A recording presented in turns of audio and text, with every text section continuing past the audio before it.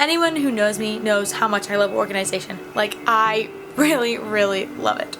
I love having a planner, using Google Calendar, making sticky notes, planning everything out. I love checking things off a to-do list. I love making to-do lists. But in high school, I really struggled. I am not a morning person whatsoever. So in high school, I would go to bed early and then wake up super early to finish any homework I had.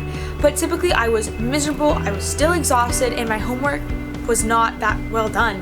It was sloppy, it wasn't thorough, it wasn't great. So the question is, how did I adjust in college? Hey guys, it's Bailey and welcome to my tips and tricks video for a good morning routine. But full disclaimer, this is what works for me, so make sure you try out different methods and find out what works best for you. I believe the key to a good morning is actually a lot has to do with the night before. Yes, this is weird, but hear me out. I believe a productive morning is a less stressed morning, which means you should have less to do. I believe there are a few things you should do the night before to help you get ready for the day.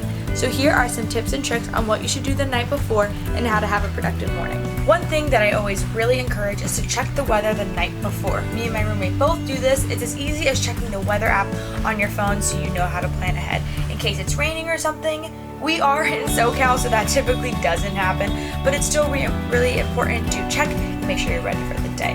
Another really important thing is to pack your bag so you are ready for the day, and that means filling up your water bottle. I always recommend filling it up the night before so you can grab it and go. So yes, fill up those hydro flasks. We do love our hydro flasks.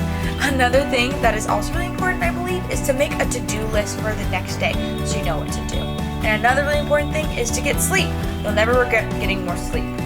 So this way, when the morning comes, you know what the weather's going to be, so your bag is packed and ready to go for all your classes, your outfit is ready, you don't have to stress about it, and then you will be well rested, which is really, really important, especially if you have a test.